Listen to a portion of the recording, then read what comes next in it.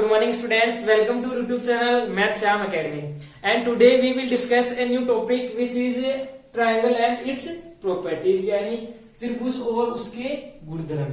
आज अपन ये topic start करेंगे। बेसिक चीजें इसके बारे में सबसे पहले पढ़ेंगे अपन। तो देखो प्रीवियस जो लेक्चर था उसमें अपन ने क्या क्या डिस्कस कर लिया है, सबसे पहले वो देखो आप एक बार शॉर्टली अपन रिवाइज करते हैं। पहला आपने देखा था, देखो एक देखा था लीनियर पेयर एंगल। कौन सा एंगल देखा था? लीनियर पेयर एंगल यानी रैखिक युग्म कोण। किसे बोलते हैं? एक लाइन उसके ऊपर कितने ही एंगल बन रहे हो, एक साइड में एक लाइन पर कितने ही एंगल बन रहे हो, उन सभी का सम कितना होगा? हमेशा 180। जैसे मान लो ये एंगल बन गया, ये एंगल बन गया, ये एंगल बन गया, तो इन तीनों एंगल्स का सम कितना होगा? टोटल 180 होगा। जैसे आप इसको नाम दे सकते हो एंगल 1, इसका नाम है एंगल 2, इसका नाम है एंगल 3, ये आप नाम दे सकते हैं। तो कैसे लिखेंगे? Angle 1 plus angle 2 plus angle 3 की वैल्यू कितनी होगी? 180।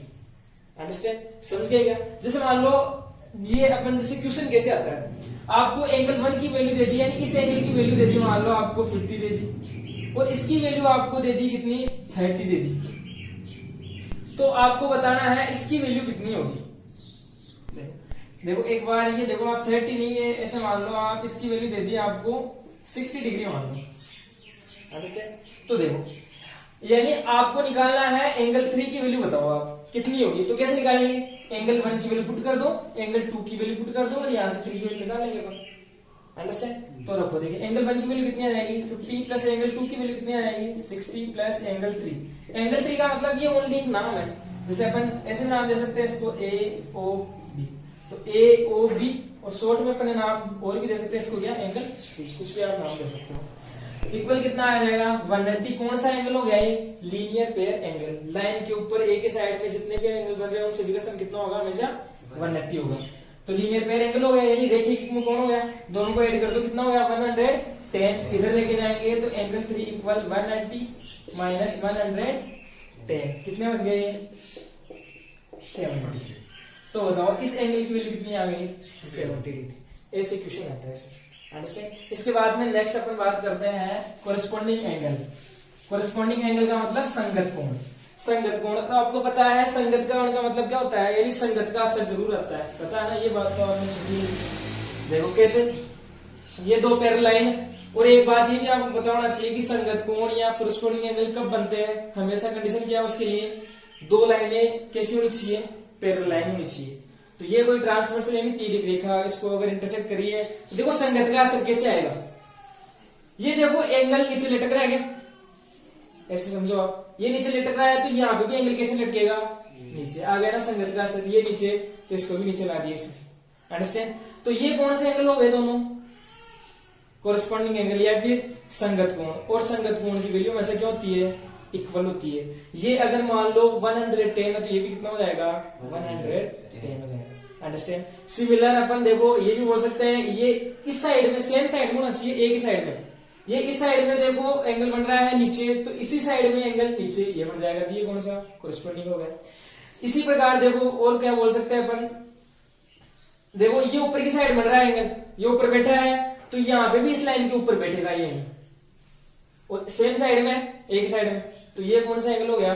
संगत कोण। सिमिलर पर बोल सकते हैं ये एंगल और ये एंगल क्या होगा? इक्वल होगा, कोरिस्पोंडिंग एंगल होगा। अंडरस्टैंड? इसके बाद में अपन देखते हैं अल्टरनेट एंगल यानी एकांतर कोण। कौन सा? एकांतर कोण। एकांतर कोण मैंने आपको बताया कौन शेप में बनता है? जेड शेप में बनता है। देखो ये बन गई जेड शेप। तो ये एंगल और ये एंगल, ये कौन सा हो गया? एकांतर कोण या फिर अल्टरनेट। आप देखो ऐसे बोल सकते हो अल्टरनेट इंटीरियर एंगल, या फिर ऐसे बोल सकते हो क्या? ओनली अल्टरनेट एंगल, एकांतर कोण। सही है? अंदर की तरफ बन रहे तो इंटीरियर एंगल हो गया, अल्टरनेट इंटीरियर एंगल। देखो ये एंगल और ये एंगल हमेशा क्या होंगे? इक्वल होंगे। सही है? इसके बाद में देखो ऐसे भी हो सकता है, ये एंगल और ये एंगल, उल्टा जेड भी ऐसे बन सकता है। तो ये एंगल और ये एंगल क्या हो गए? एकांतर कोण हो गए। और देखो ऐसे भी हो सकता है, एक्सटर्नल कोण भी हो सकते हैं, एंगल हो सकते हैं। देखो कैसे, ये एंगल और ये एंगल इक्वल हो जाएगा, एकांतर कोण हो जाएंगे। सिमिलर ये एंगल और ये एंगल एकांतर कोण हो जाएगा। अंडरस्टैंड? तो इनकी वैल्यूज हमेशा क्या आएगी? इक्वल आएगी। तो चलो नेक्स्ट देखते हैं। तो एक देखो, एक और इम्पोर्टेंट आपको मैंने प्रॉपर्टी बताई थी, वो भी देखो बहुत इंपॉर्टेंट रहती है, और जब अपन थ्योरम्स करते हैं तो अपने को पता नहीं चलती है कैसे वहां पे अप्लाई हो गई। तो वो आपको देखो याद होनी चाहिए। क्या, दो पेयर लाइन है और एक ट्रांसवर्सल क्या कर रही है, इनको काट रही है। सही है, थियरी कहेगा। तो देखो हमेशा दो इंटीरियर एंगल सेम साइड में होने चाहिए, वो उनका सम क्या होगा 180, यानी उनका योग क्या होगा 180 होगा। एंगल 1 और एंगल 2 की वैल्यू क्या होगी 180। समझ गए क्या? तो चलो अब नेक्स्ट अपन देखते हैं ट्राइंगल। शुरुआत करते हैं ट्राइंगल की। तो और आप हमारे चैनल पे नए हो तो सबसे पहले सब्सक्राइब करें और हमारे वीडियोस को अपने फ्रेंड्स में जरूर शेयर करें, सभी को आप बताएं। तो चलो स्टार्ट करते हैं टॉपिक ट्राइंगल। देखो किसे बोलते हैं ट्राइंगल अपन, सबसे पहले देखो वैसे तो आपको पता होगा ट्राइंगल किसे बोलते हैं। थ्री साइड से क्लोज्ड से को क्या बोलेंगे अपन ट्राइंगल, या फिर तीन भुजाओं से बंद आकृति को क्या बोलेंगे अपन ट्राइंगल। समझ गए क्या? ट्राइंगल या फिर त्रिभुज।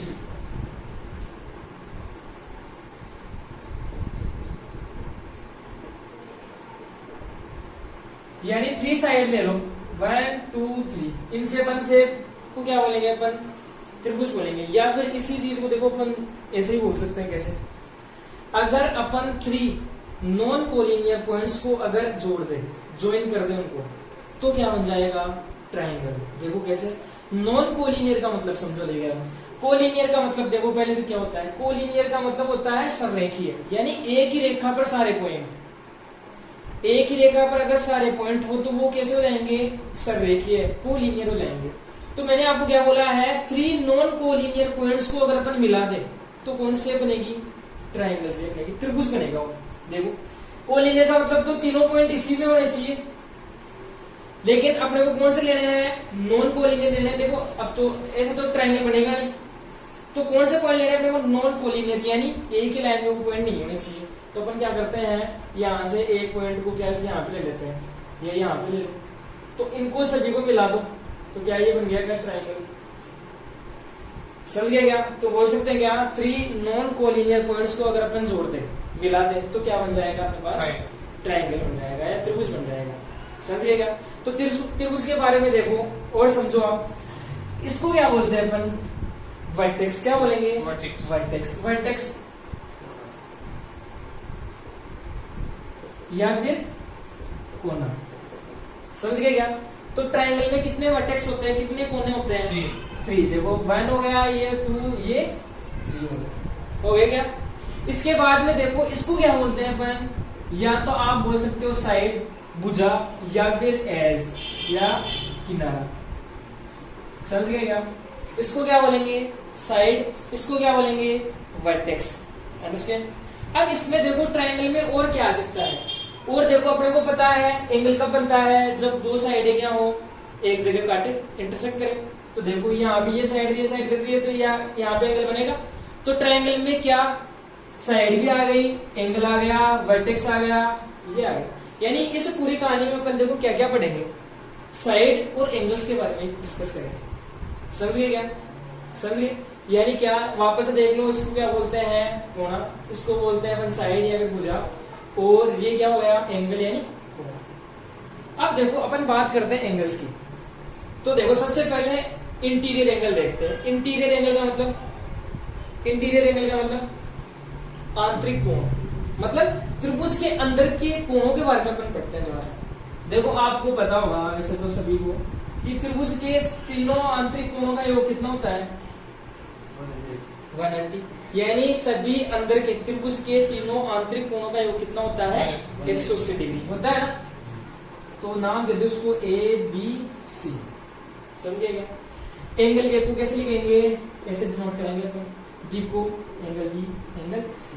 तो तीनों का योग कितना होगा 180 डिग्री। ये देखो बहुत ही इंपॉर्टेंट प्रॉपर्टी है ट्राइंगल में कि तीनों इंटीरियर एंगल्स का सम कितना होता है 180 डिग्री होता है। अब देखो ये क्यों होता है, इसका भी अपन देखो प्रूव कर सकते हैं, बता सकते हैं प्रूव। देखो समझो कैसे कि तीनों का एडिशन 180 कैसे आता है, वो भी आप देख सकते हो, समझना। ये ट्राइंगल है, अपन क्या करते हैं, इस वर्टेक्स पे एक कंस्ट्रक्शन यानी निर्माण कर लेते हैं, क्या एक पैरेलल, इसकी पैरेलल लाइन ले लेते हैं, यानी समांतर रेखा ले लेते हैं। तो ये कोई समांतर रेखा होगी, हो गई क्या? आप देखना ये एंगल और ये एंगल इक्वल हो जाएगा। क्यों? देखो मैंने आपको बताया था क्या, कौन से एंगल हो जाएगा ये, अभी अपन ने डिस्कस किया था, एक का अंतर्कोण हो गया, अल्टरनेट एंगल बन गया ना। और अल्टरनेट एंगल कब बनता है, मैंने आपको बताया था, कंडीशन बताई थी कैसे, कि दो लाइन हमेशा कैसे होनी चाहिए, समांतर होनी चाहिए, पैरेलल लाइन होनी चाहिए, उन्हीं के बीच बन सकता है। तो देखो ये दोनों क्या आ गई, समांतर रेखा आ गई, पैरेलल लाइन आ गई, और ये क्या आ गई, एक तिर्यक रेखा, ट्रांसवर्सल आ गई ना, और ऐसे तो बोलते हैं। तो ये एंगल और ये एंगल अल्टरनेट एंगल हो गया, एक का अंतर्कोण हो गया। तो ये एंगल और ये एंगल क्या हो गया, इक्वल हो गया। देखो इसको नाम दे दो आप, पी क्यू आर ए और बी। देखो मतलब यहां से अपने क्या मिल गया, एंगल पी क्यू ए। इस एंगल के बारे में बता रहे हैं ना, तो ये एंगल क्या आएगा, बीच में आएगा, इसका नाम, इस पॉइंट का नाम क्या आएगा, बीच में आएगा, पी क्यू ए, यानी ये एंगल बता रहे हैं। किसके इक्वल है, इस एंगल के इक्वल है। इस एंगल का नाम क्या गया, Q A B, angle Q A B. Understand? के बाद में देखो ऐसे सिमिलर, देखो इसका रीजन क्या हो गया, ये कौन सा एंगल हो गया, कैसे इक्वल है, अल्टरनेट एंगल की वजह से, समझे, एक अंतर्कोण की वजह से ये एंगल और ये एंगल क्या हो गया, इक्वल हो गया। इसके बाद में देखो ये एंगल और ये एंगल इक्वल हो जाएगा। क्यों? कौन सा एंगल बन गया ये, वापस से अल्टरनेट एंगल, एक अंतर्कोण बन गया। तो क्या क्या लिखेंगे अपन, एंगल आर क्यू बी। देखो आर क्यू बी मतलब ये एंगल आ गया, इसकी वैल्यू किसकी इक्वल हो जाएगी, एंगल, देखो इसका नाम क्या हो जाएगा, A B Q, A B Q, ये दोनों एंगल इक्वल हो गए, समझ गए क्या? अब देखो ध्यान देना थोड़ा सा, ये टोटल एंगल कितना हो गया, 180। क्यों? कौन सा एंगल है, लीनियर पेयर एंगल। देखो लाइन पे एक ही साइड में सभी एंगल्स का सम कितना होगा, 180 होगा, यानी रेखीय युग्म कोण हो गया। तो अपन क्या बोल सकते हैं यहां से, क्या इन सभी का एडिशन किसके इक्वल, 180 के इक्वल। तो लिखेंगे कैसे, इस एंगल, इसको इसको इसको तीनों को ऐड कर दो, इनका नाम क्या है, angle P Q A plus angle A Q B plus angle कौन सा हो जाएगा, बी क्यू आर, इनकी वैल्यू क्या हो जाएगी, 180। कौन सा एंगल हो गया, लीनियर पेयर एंगल, यानी रेखीय युग्म कोण हो गया। अंडरस्टैंड? तो देखो इसकी वैल्यू 180 के इक्वल आ गई। तो देखो अपने को इसकी वैल्यू पता है ना, पी क्यू ए की वैल्यू पता है, इस एंगल की वैल्यू पता है अपने को, क्या इक्वेशन, इसको नाम दे दो 1, इसको दे दो 2, इक्वेशन 1 से यहाँ पे ये पुट कर दो, समझिए क्या? और देखो अपने को इसकी वैल्यू पता है किसकी, बी क्यू आर की, ये एंगल और ये एंगल सेम है। देखो अब आप इनको यानी जो साइड में है ना, इनको तो आप चेंज कर सकते हो, लेकिन ये बीच वाला है मेन एंगल, तो ये बीच में बैठा है छुप के, समझ गए क्या? तो यानी इनकी जगह आप ये वैल्यूज पुट कर दो इसमें, तो क्या हो जाएगा, angle Q A B plus angle A Q B plus angle B Q R की वैल्यू क्या होगी, angle A B Q equal कितना दे रखा है, 180, यानी इसने अपन ये वैल्यूज पुट कर दी। अब देखो इसका मतलब क्या है, कौन कौन से एंगल दे रखे हैं आपको, क्यू ए बी का मतलब कौन सा हो गया, क्यू ए बी, ये एंगल आ गया, प्लस ए क्यू बी कौन सा हो गया, ए क्यू बी मतलब ये एंगल आ गया, ये आ गया और ये आ गया, और ये देखो कौन सा है, ए बी क्यू मतलब ये आ गया, मतलब तीनों इंटीरियर एंगल आ गए इसके, तीनों आंतरिक कोण आ गए ट्रायंगल की। तो इनका सम कितना आ गया, 180 आ गया ना यहाँ से। तो बोल सकते हैं क्या कि sum of all interior angles of triangle will be 180। हो गया प्रूफ यहाँ से, कैसे आता है, सभी का सम 180, समझ गए? ऐसे आपको ध्यान रखना। तो यहाँ से अपने क्या बात सीखी, देखो इंपोर्टेंट क्या है कि ट्रायंगल के तीनों आंतरिक कोणों का योग कितना होता है, 180 डिग्री, समझ गए? इसके बाद देखो इंटीरियर की बात होगी, अब एक्सटीरियर एंगल देखते हैं, बाह्य कोण देखते हैं त्रिभुज के। कौन से बाह्य कोण होते हैं त्रिभुज के, ये कोई ट्रायंगल है,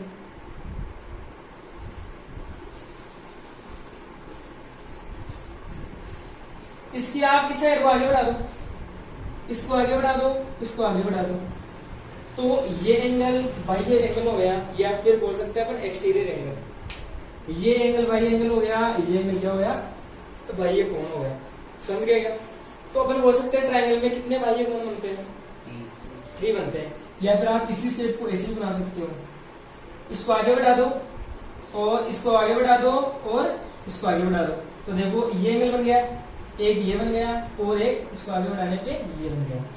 तो ये क्या बन गए, तीनों बाह्य कोण बन गए। तो आपको ध्यान क्या रखना है कि ट्रायंगल के जो भी एक्सटर्नल एंगल होते हैं, जो भी सारे बाह्य कोण होते हैं, उन सभी का योग कितना होता है, 360। कितना होता है, 360 होता है। इसको नाम दे दो आप angle 1 plus angle 2 plus angle 3, यानी 1 2 3। तो angle 1 plus angle 2 plus angle 3, तीनों का एडिशन कितना होगा, योग कितना होगा, 360। तो आंतरिक कोणों का योग तो कितना होता है ट्रायंगल के, 180, और सभी बाह्य कोणों का योग कितना होता है ट्रायंगल में, 360। अंडरस्टैंड, समझेंगे इतनी बात। इसके बाद में चलो देखो, अब देखो अपने को अगर एक बाह्य एंगल की वैल्यू चाहिए, यानी एक्सटीरियर एंगल की वैल्यू चाहिए, जैसे मेरे को एंगल 1 की वैल्यू चाहिए, तो कैसे निकालें? देखो वैसे तो आपको पता होगा ही, पता है क्या, बताओ देखो। अगर एंगल 1 की वैल्यू आती रहे तो कितनी होगी, इसका नाम दे दो आप ए बी और सी ट्रायंगल, कितनी होगी पता है क्या?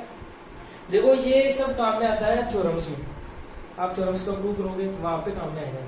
फिर आपको पता नहीं होगा कि हाँ एक्सटीरियर एंगल आ गया ट्रायंगल में, तो इसकी वैल्यू क्या होगी, देखो समझो बाह्य कोण की वैल्यू क्या होगी। देखो आपको वैसे तो पता होना चाहिए यार, देखो क्या एंगल 1 की वैल्यू किसके इक्वल होती है, इस एंगल को छोड़ दो और बाकी के कौन से एंगल बच गए इसमें, इंटीरियर एंगल, यानी आंतरिक कोण कौन से बच गए, एक तो ये बच गया, एक ये बच गया।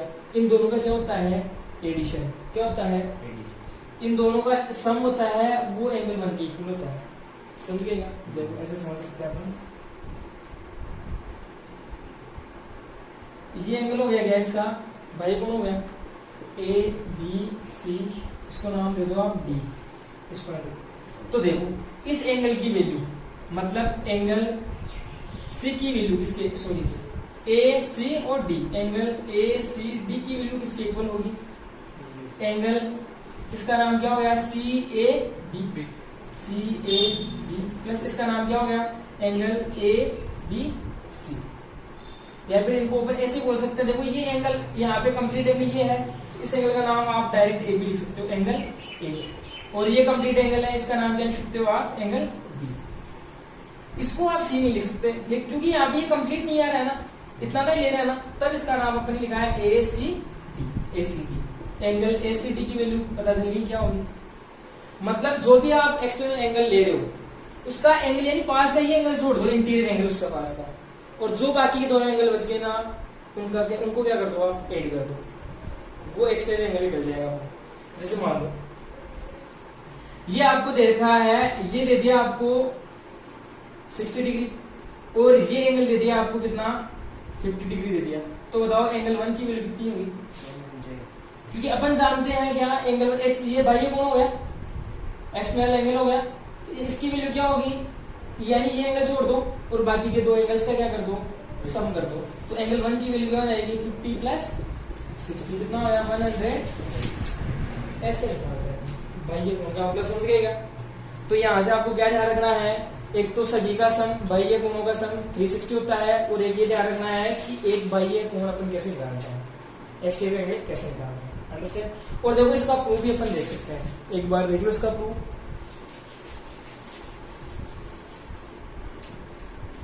प्रूफ देखो इसका कैसे करेंगे अपन,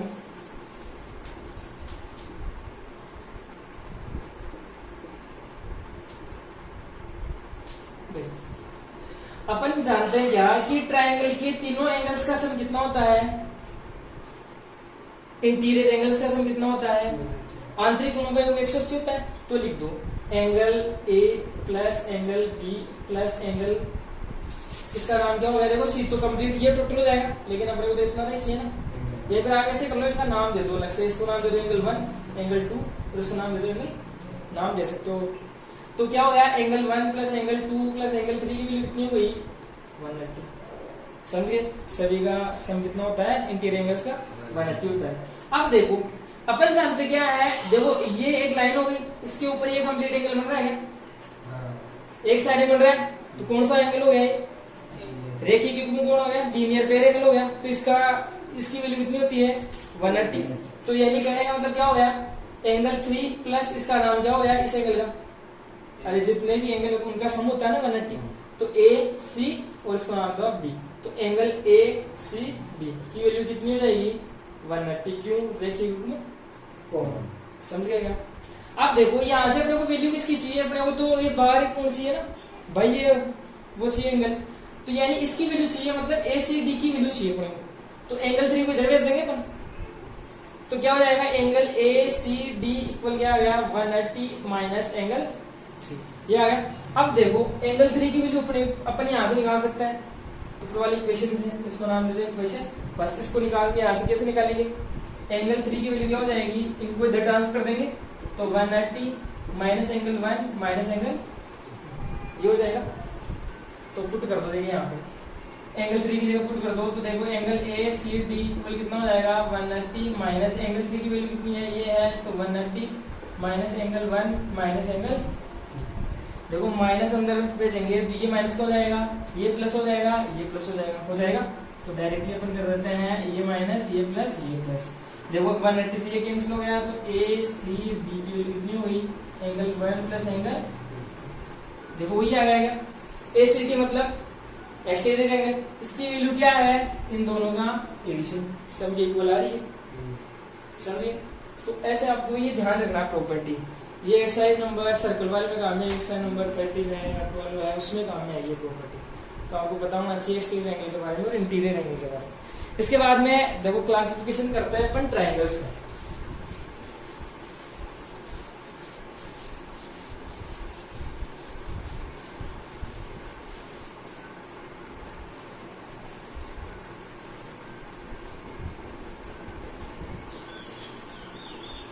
क्लासिफिकेशन ऑफ ट्राइंगल। देखो अपन सबसे पहले डिस्कस करते हैं किसके बेस पे, on the basis of side. Side के बेस पे अपन ट्राइंगल्स को डिवाइड करते हैं। देखो 3 पार्ट में अपन डिवाइड करते हैं ट्राइंगल्स को। साइड्स के आधार पे अपन ट्राइंगल्स को बांटते हैं अलग अलग भागों में। देखो कैसे, सबसे पहला भाग क्या होगा, सबसे पहला भाग इक्विलेटरल ट्राइंगल। कौन सा ट्राइंगल, इक्विलेटरल ट्राइंगल। इसका मतलब क्या, यानी समबाहु त्रिभुज।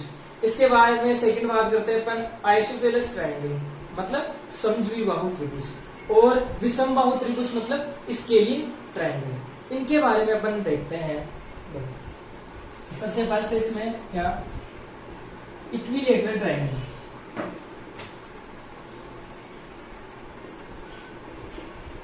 इक्विलेटरल ट्राइंगल का मतलब ये बोल सकते हैं कौन सा, समबाहु त्रिभुज। देखो यहां से आप ध्यान दे सकते हो, क्या बाहु का मतलब क्या होता है, भुजा। बाहु का मतलब, सम का मतलब समान, जिसकी सारे भुजाएं कैसे हो समान हो, वो क्या आ गया इक्विलेटरल या समबाहु त्रिभुज हो गया। यहाँ पे देखो इसको अपन ऐसे भी समझ सकते हैं, क्योंकि यहाँ पे क्या वर्ड आ रहा है इक्वल, जैसे समझो देखिए आ रहा है जैसे बन रहा है ना इक्वल, यानी इक्वल साइड हो जिसमें, वो क्या आ गया, कौन सा ट्रायंगल हो गया, वो इक्विलेटरल।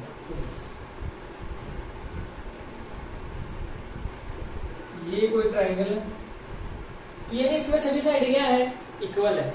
लिखेंगे कैसे, देखो ऐसे लिखा, A B equal A C equal B C, हो गई तीनों साइड इक्वल। तो देखो आपको ध्यान क्या रखना है, जब भी आपके पास इक्विलेटरल ट्रायंगल आ जाए, क्या आ जाए इक्विलेटरल ट्रायंगल या समबाहु त्रिभुज आ जाए, तो आपके दिमाग में उस टाइम पे ये बात तो आ जानी चाहिए क्या, कि उसमें एक तो सभी साइड क्या होगी, इक्वल होगी, सेम होगी। और दूसरी बात ये क्या कि अगर सभी साइडें सेम है तो सभी एंगल्स भी कैसे होंगे, इक्वल। कैसे होंगे, इक्वल। तो अपन बोल सकते हैं क्या, साइड ऑल इक्वल और एंगल और इक्वल। समझ गए क्या, ऑल इक्वल होंगे। और ऐसे बताओ प्रत्येक एंगल कितने का होगा, फिर सभी एंगल तो इक्वल है तो फिर कितने हो गए होंगे। अपने को ये पता है, जैसे मान लो ये एक्स है एंगल, तो ये एंगल और ये एंगल बराबर होगा क्योंकि सारे सेम होंगे ना, तो ये भी एक्स हो गया। तो देखो कितना हो गया, एक्स प्लस एक्स, क्योंकि इंटीरियर का सम कितना होता है 180 होता है ट्रायंगल में, तो x प्लस एक्स कितना हो गए 3x इक्वल 180, तो x की वैल्यू कितनी मिल गई यहाँ से, इसको इधर डिवाइड में तो कितना आ गया ये 60, x की वैल्यू 60 मतलब ये 60 ये 60 ये 60। तो समझ गए क्या। तो इक्विलेटरल ट्रायंगल में देखो अपन ने क्या क्या सीखा। एक तो क्या, जब भी इक्विलेटरल ट्रायंगल का नाम आ जाए थ्योरम से, देखो यही तो होता है, इक्विलेटरल ट्रायंगल दे दिया तो वहां पे आपको खुद को लिखना होता है कि क्या इक्विलेटरल ट्रायंगल आते हैं क्या, एक तो 3 साइड्स इक्वल और एक तीनों एंगल्स कैसे इक्वल, समझ गए क्या। और एंगल कैसे होंगे 60 60 60 के होंगे, तो साइड इक्वल और एंगल इक्वल। इसके बाद में बात करते हैं अपन सेकंड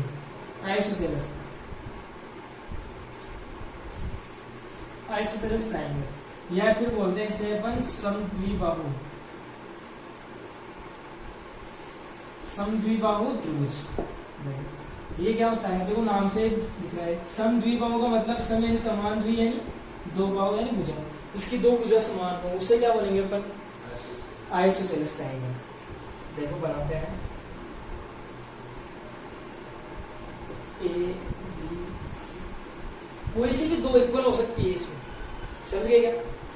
जैसे ए बी इसके इक्वल आ गए, एसी के इक्वल ए बी एसी के इक्वल, या फिर कैसा हो सकता है ये इसके इक्वल आ सकती है, ए बी के इक्वल ये आ जाए बी सी आ जाए, या फिर ये दोनों इक्वल आ सकती है क्या, बी सी किसके इक्वल आ जाए एसी के इक्वल, समझ गए क्या। तो यानी कोई भी दो साइड इक्वल होनी चाहिए। और एक बात और क्या याद रखोगे, अगर दो साइड इक्वल है, साइड एनी टू इक्वल, कोई भी दो साइड कैसी होगी इक्वल होगी। और एंगल के बारे में देखो, ये बहुत ही इंपॉर्टेंट है, और ये आइसोसेलेस ट्रायंगल बहुत काम में आता है थोड़ा सा, इसके बारे में तो आपको अच्छे से पता ही होना चाहिए। क्या आइसोसेलेस ट्रायंगल आते हैं, आपको क्या बताना है, एक तो साइड कैसी, सॉरी दो इक्वल, और एंगल कैसे, दो एंगल इक्वल। यहाँ पे 3 साइड इक्वल थी तो तीनों एंगल इक्वल, यहाँ पे 2 साइड इक्वल है तो 2 एंगल इक्वल। अब वो 2 एंगल के कौन से होंगे, जैसे मान लो ये साइड इसके इक्वल है तो जस्ट इसके सामने वाला या फिर इसका अपोजिट एंगल कैसे होगा, सेम होगा। जैसे इसका अपोजिट ये हो गया और इसका अपोजिट ये हो गया, इसके जो सामने वाला, तो ये दोनों एंगल कैसे होंगे इक्वल, समझ गए क्या। जैसे मान लो ये साइड और ये साइड इक्वल दे रखी है तो 2 एंगल भी इक्वल होंगे, 2 साइड इक्वल तो 2 एंगल भी इक्वल, और 2 साइड अगर इक्वल दे रखी तो कौन सा ट्रायंगल हो गया वो, अगर 2 आपको पास एंगल अगर इक्वल दे रखे तो वो कौन सा हो गया आइसोसेलेस हो गया, समझ गए क्या, समझिए हो गया। तो देखो यानी एंगल देखो ये साइड इक्वल दे रखी है तो एंगल कौन से हो जाएंगे, इसके जो सामने वाला ये हो गया, इसके जो सामने वाला ये होगा, मतलब ये और ये एंगल कैसा होगा इक्वल होगा, यानी अपोजिट एंगल्स इक्वल होता है। समझ आ गई क्या बात। तो यहाँ से पहले 2 बातें सीख ली, ये बहुत इंपॉर्टेंट है, ये आपको पता होनी चाहिए। इसके बाद में नेक्स्ट देखते हैं इसका थर्ड स्केलिंग ट्रायंगल।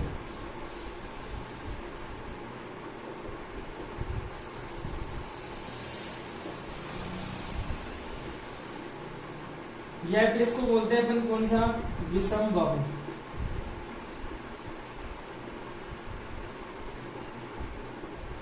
विषमबाहु त्रिभुज बोलते हैं। देखो नाम से बता सकते हैं, विषम का मतलब समानी, यानी जिसकी कोई सी भुजा इक्वल नहीं हो, तो वो कौन सा ट्रायंगल हो गया, स्केलिंग ट्रायंगल या फिर विषमबाहु ट्रायंगल। तो ये कोई ट्रायंगल दे रखा आपको ए बी और सी, तो क्या A B not equal B C not equal A C, यानी तीनों भुजाएं इक्वल नहीं होगी। तो अपने को पता है अगर भुजाएं इक्वल नहीं है तो एंगल्स भी क्या इक्वल नहीं होंगे, समझिएगा। अगर 2 भुजाएं, देखो अपन ने ट्रायंगल के बारे में क्या सीखा, यानी side on the basis of side, sides के आधार पे देखो अपन ने क्लासिफिकेशन किया है ट्रायंगल 3 टाइप में। कौन सा, देखो एक तो पहला कौन सा इक्विलेटरल, आइसोसेलेस, इसके बाद में स्केलिंग ट्रायंगल। देखो इक्विलेटरल का मतलब अगर सभी साइडें सेम है तो सभी एंगल्स भी इक्वल होंगे। आइसोसेलेस में क्या होगा, 2 साइड इक्वल है तो 2 एंगल्स भी क्या होंगे इक्वल होंगे, और इसमें कोई सी भी साइड इक्वल नहीं है तो एंगल्स भी इक्वल नहीं होंगे। इसके बाद में देखते हैं, ये तो हो गया on the basis of side के आधार पे अपन ने डिवाइड कर दिया, क्लासिफिकेशन कर दिया इसका। अब देखते हैं अपन एंगल्स के आधार पे, एंगल्स पे अपन इनको करते हैं डिवाइड। सबसे फर्स्ट देखते हैं इसमें कौन सा acute angle triangle, acute angle triangle, या फिर न्यून कोण त्रिभुज।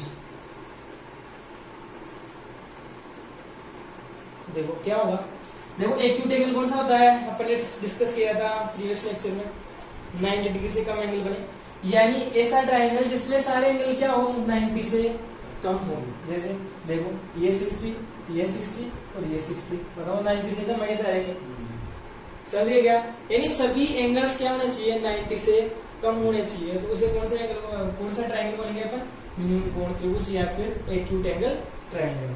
इसके बाद में सेकंड देखते हैं ऑब्ट्यूज, ऑब्ट्यूज एंगल ट्राइंगल, यानी अधिक कोण त्रिभुज। अधिक कोण का मतलब क्या हो गया, यानी इसमें देखो क्या, इस पर इस टाइप से अपन कोई ट्राइंगल लेते हैं, देखो इस एंगल की वैल्यू क्या है 90 से ज्यादा, यानी ट्राइंगल में अगर अपने को एक एंगल 90 से ज्यादा दे रखा है तो वो कौन सा ट्राइंगल हो जाएगा, ऑब्ट्यूज एंगल ट्राइंगल हो जाएगा। कौन सा हो जाएगा, ऑब्ट्यूज एंगल ट्राइंगल, यानी एक एंगल की वैल्यू क्या होनी चाहिए, greater than any one, any one angle की वैल्यू क्या होनी चाहिए 90 से बड़ी होनी चाहिए, तो वो कौन सा हो जाएगा, ऑब्ट्यूज एंगल ट्राइंगल। इसके बाद देखो थर्ड, ये बहुत इंपॉर्टेंट है और बहुत ही काम में आता है, ये राइट एंगल ट्राइंगल या फिर समकोण त्रिभुज। त्रिभुज भी साइन होता है छोटा।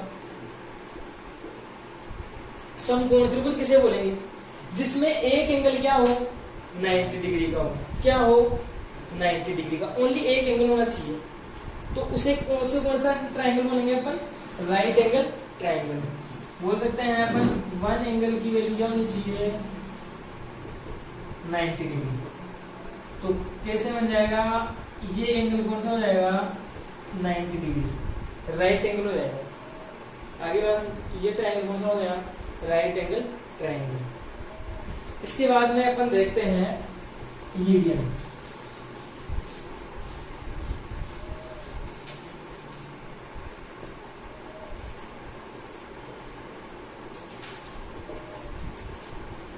मीडियन इसको बोलते हैं अपन माध्यिका, क्या बोलते हैं, माध्यिका बोलते हैं। क्योंकि ये भी मैं जो पढ़ा रहा हूँ ना आपको, ये सारी चीजें थ्योरम्स में काम में आएगी, तो सबसे पहले ये आपको क्लियर होना चाहिए। फिर देखो मैं आपको विश्वास दिलाता हूँ कि आपकी कोई भी थ्योरम गलत नहीं होगी, आप देखते ही थ्योरम्स का बारे में बता सकते हो इसमें क्या करना है, अंडरस्टैंड। तो देखो मीडियन यानी माध्यिका, क्या होती है माध्यिका, ये कोई ट्राइंगल है और ये क्या होगा, इसके कोण होगा। अगर इसके वर्टेक्स से, वर्टेक्स बोलते हैं इसे, अगर इसके वर्टेक्स से अपन एक लाइन ड्रॉ करें और वो लाइन कहाँ पे मिल रही है, इसकी जो सामने वाली लाइन के एकदम मिड पॉइंट पे यानी मध्य बिंदु पे मिल रही है, तो ये लाइन क्या होगी, मीडियन, क्या होगी मीडियन। या फिर अपन ऐसे बोल सकते हैं क्या कि मीडियन होती है वो उसका क्या काम है, वो किस काम में यूज आती है मीडियन, यानी मीडियन क्या करती है, इस वर्टेक्स से निकल रही है, जिसकी वर्टेक्स से निकल रही है उसके जो सामने वाली भुजाओं क्या करती है, वो दो साइडों में क्या है, सॉरी दो पार्ट में क्या करती है, वो डिवाइड करती है। समझ गए क्या, ये पार्ट हो गया, ये पार्ट मतलब यहाँ से देखो इसको नाम दे दो ए बी सी, ये हो गया डी, तो क्या हो गया बी डी इक्वल सी। समझ गए क्या, ये लाइन इसको देखो इस साइड को दो भागों में बांट रही है, तो ये लाइन क्या हो जाएगी मीडियन। तो देखो ट्राइंगल में 3 मीडियन हो सकती है, 3 मीडियन हो सकती है। देखो एक इस वर्टेक्स से निकाल दो, एक इससे निकाल दो, एक इससे निकाल दो। एक इससे निकालेंगे किसे, जो सामने वाली साइड पे, जो सामने वाली साइड को क्या करेगी, ये दो पार्ट में डिवाइड करेगी, और इससे निकालेंगे तो ये जो सामने वाले को क्या करेगी, 2 में डिवाइड करेगी, ये 2 में डिवाइड करेगी। तो इन तीनों मीडियन का जो कॉमन पॉइंट होता है इंटरसेक्शन पॉइंट, यानी जहां पर ये तीनों मीडियन है, ये मीडियन है, ये मीडियन है और ये मीडियन है, ये तीनों मीडियन देखो यहाँ पे इंटरसेक्ट हो रही है, एक दूसरे को काट रही है, ये कॉमन पॉइंट हो जाएगा, इंटरसेक्शन पॉइंट बोल सकते हैं अपन। तो इस पॉइंट को क्या बोलते हैं अपन, सेंट्रोइड। क्या बोलते हैं, सेंट्रोइड, या फिर इसको बोलते हैं अपन केंद्रक। क्या बोलते हैं, केंद्र। समझ गए क्या? तीनों मीडियम का इंटरसेक्शन पॉइंट को क्या बोलते हैं अपन? सेंट्रोइड बोलते हैं। और मीडियम पता चल गया किस काम में आती है मीडियम। मीडियम क्या करती है? जिस भी वर्टेक्स से अपन ड्रॉ करें, कोई लाइन ड्रॉ करें तो वो लाइन क्या करती है? जस्ट सामने वाले भुजा को साइड को क्या करती है? 2 पार्ट्स में डिवाइड करती है। अंडरस्टैंड? ये मीडियम के बारे में होगा। इसके बारे में अपन देखते हैं एल्टीट्यूड।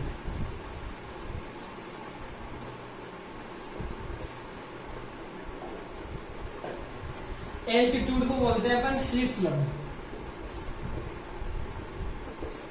शीर्ष लंब क्या होता है? ये ट्रायंगल किसी भी वर्टेक्स के द्वारा जस्ट सामने वाली भुजा पे डाला गया लंब, उसको क्या बोलेंगे अपन? शीर्ष लंब। यानी परपेंडिकुलर, यानी इस वर्टेक्स से सामने वाली साइड पे अपन परपेंडिकुलर का ड्रॉ कर रहा है। क्या कर रहे हैं? परपेंडिकुलर ड्रॉ कर रहे हैं। तो इस लाइन को क्या बोलेंगे अपन? इस साइड को क्या बोलेंगे अपन? एल्टीट्यूड। क्या बोलेंगे? एल्टीट्यूड या फिर शीर्ष लंब। समझ गए क्या? तो शीर्ष लंब का काम क्या है? वो क्या करता है? वर्टेक्स यानी किसी भी कोने से अगर कोई लाइन अपन ड्रॉ करते हैं तो वो क्या करेगा? हमेशा क्या? परपेंडिकुलर होगा वो। समझिएगा? यानी जब सामने वाली साइड पे क्या होगा? वो परपेंडिकुलर होगा। तो देखो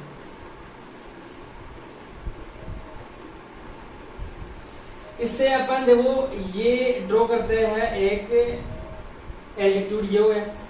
इस वर्टेक्स से एक एल्टीट्यूड सामने वाली को हो गया।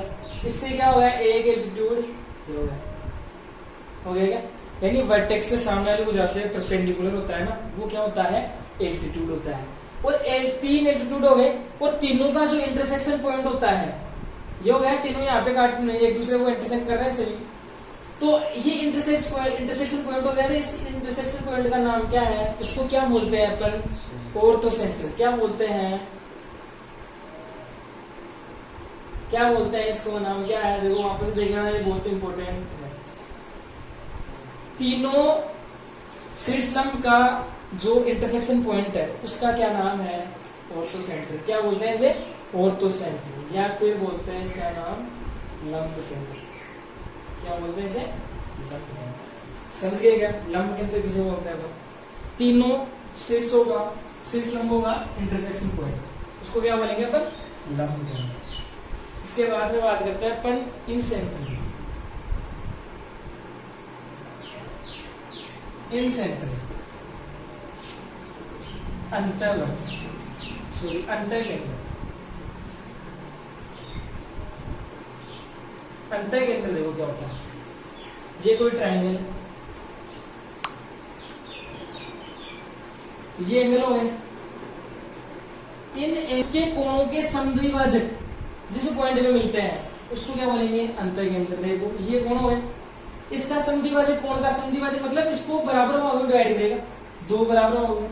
मतलब यहां से देखो ये समद्विभाजक हो गया, इसका समद्विभाजक ये हो गया और इसका समद्विभाजक ये हो गया। ये तीनों समद्विभाजक इस पॉइंट में मिल रहा है, तो इस पॉइंट का नाम क्या हो गया? अंतर केंद्र या फिर इंसेंटर। समझ आ गया? इंसेंटर क्या होता है? एंगल्स का बाइसेक्टर। समझाएगा? एंगल्स को बाइसेक्टर करने पे जो लाइन जहां पर मिलती है, जिस पॉइंट में मिलती है, उसको क्या बोलेंगे अपन? इंसेंटर या फिर अंतर केंद्र। अंडरस्टैंड? इसके बाद में एक और देख लो लास्ट, सर्क्यूम सेंटर। सर्क्यूम सेंटर को बोलते हैं अपन परिकेंद्र। देखो परिकेंद्र क्या होता है? ये ट्रायंगल है और ये 3 वर्टेक्स से आगे इसके वर्टेक्स आ गए कौन है? इन तीनों वर्टेक्स से क्या एक सर्कल बन रहा है, गुजर रहा है, इससे पास हो रहा है वर्टेक्स से। तो देखो इस वर्टेक्स से, इस वर्टेक्स से और इस वर्टेक्स से, इन तीनों से सेम डिस्टेंस पे, ये यहां से सेम डिस्टेंस पे, यहां से सेम डिस्टेंस पे और यहां से सेम डिस्टेंस पे, ये तीनों साइड जहां पे मिलती है ना, उस पॉइंट का नाम क्या है? सर्क्यूम सेंटर। क्या है? सर्क्यूम सेंटर या फिर परिकेंद्र। समझ गए क्या? तीनों कोणों से इक्वल डिस्टेंस पे जो भी पॉइंट होगा ना, उसको क्या बोलेंगे अपन? सर्क्यूम सेंटर। क्या बोलेंगे? सर्क्यूम सेंटर या फिर परिकेंद्र। समझ आ गया? ध्यान देना अच्छे से। या फिर देखो ऐसे भी बोल सकते हैं अपन, क्या ये ट्रायंगल है, ट्रायंगल में तीनों साइडों के परपेंडिकुलर बाइसेक्टर जहां पे मिलते हैं ना, उसको क्या बोलेंगे? सर्क्यूम सेंटर। वापस से ध्यान देना, अच्छे समझ में आएगा। देखो क्या, तीनों साइड्स का परपेंडिकुलर बाइसेक्टर, इसका मतलब क्या हो गया? बाइसेक्टर मतलब बराबर हम काटेंगे तीनों साइड को, और वो कैसे से होगी? परपेंडिकुलर होगी। देखो ये साइड है, इसका परपेंडिकुलर बाइसेक्टर क्या हो जाएगा? ये हो गया क्या? 90 डिग्री बना रहा है, एंगल 90 बना रहा है, ये 90 बना रहा है। तो ये परपेंडिकुलर बाइसेक्टर हो गया, यानी ये इस साइड को क्या दो भागों में डिवाइड कर रहा है, और कैसा है ये? 90 डिग्री। ये जो परपेंडिकुलर है वो, समझ आ गई बात? तो तीनों साइडों का परपेंडिकुलर अपने को लेना है, परपेंडिकुलर बाइसेक्टर लेना है। तो देखो इसका भी ले लो, आप इस साइड का ले लो, ये हो गया, इस साइड का ले लो, ये हो गया। तो ये इस पॉइंट पे मिल रहे हैं तीनों परपेंडिकुलर बाइसेक्टर। तो इस पॉइंट का नाम क्या है? परिकेंद्र। क्या है?